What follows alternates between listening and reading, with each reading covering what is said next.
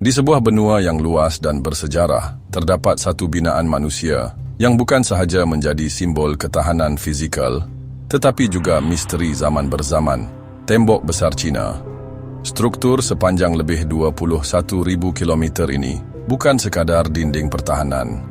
Ia adalah monumen sejarah, keajaiban kejuruteraan, dan menurut sesetengah kisah lama, ia juga sebuah tembok yang memisahkan manusia daripada makhluk luar biasa yang datang dari utara. Benarkah tembok ini dibina semata-mata untuk menghalang tentera musuh? Atau adakah terdapat sesuatu yang jauh lebih menakutkan menanti di sebaliknya? Secara sejarah, tembok besar dibina untuk menangkis serangan puak nomad dari utara seperti Xiongnu dan kemudian Mongol. Kaisar-kaisar seperti Qin Shi Huang memperkukuh tembok ini sebagai benteng pertahanan mutlak empayar. Namun, sejarah yang tercatat hanya menceritakan sebahagian dari kebenaran.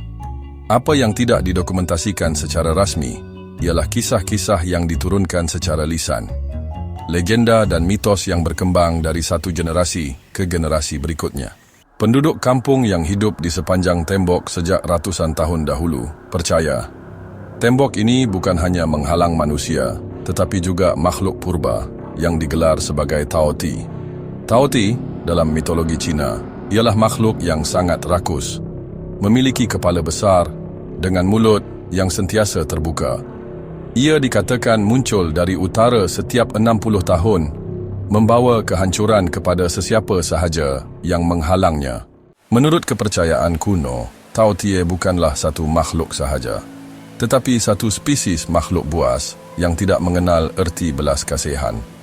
Ia menyerang dalam kawanan, menyapu bersih tanaman, ternakan, dan manusia. Kononnya, inilah sebab sebenar mengapa tembok besar dibina sedemikian rupa, bukan sekadar tinggi dan panjang, tetapi juga mengandungi menara pengawas setiap beberapa ratus meter, seolah-olah untuk memantau sesuatu yang lebih menakutkan dari sekadar tentera berkuda. Filem Hollywood ini mungkin berunsur fiksyen, namun inspirasi dari kisah-kisah rakyat Cina tidak boleh diabaikan begitu sahaja. Legenda mengatakan bahawa setiap kali bintang tertentu muncul di langit malam, ia menjadi petanda kembalinya makhluk-makhluk dari utara. Maka, penduduk akan mengunci pintu, meletakkan patung penjaga naga, dan membakar kemenyan sebagai perlindungan. Bagi orang Cina kuno, tembok besar bukan sahaja struktur fizikal. Ia juga dipercayai sebagai garis tenaga bumi, satu bentuk feng shui gergasi yang menyeimbangkan kuasa yin dan yang. Naga langit, simbol perlindungan dan kuasa, dikatakan menjaga sepanjang tembok ini, menahan roh-roh jahat dan makhluk dari alam lain. Namun pembinaan tembok besar bukanlah mudah. Ribuan buruh paksa dihantar ke kawasan pergunungan, ramai yang mati dan dikatakan jasad mereka tertanam di dalam tembok itu sendiri. Bagi sesetengah sejarawan moden, kisah seram ini hanyalah mitos.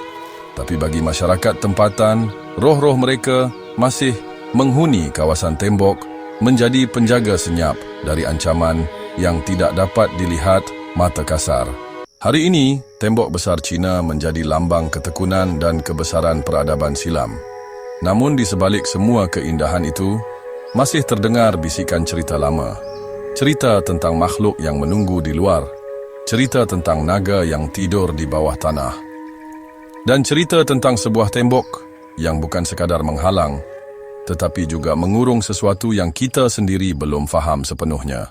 Adakah tembok besar Cina benar-benar dibina untuk mempertahankan manusia daripada manusia? Atau ada sesuatu yang lebih gelap sedang kita sembunyikan dari sejarah? Jangan lupa untuk like, share dan subscribe untuk lebih banyak kisah misteri dunia yang tersembunyi. Hanya di Perisik Bawah Bayu.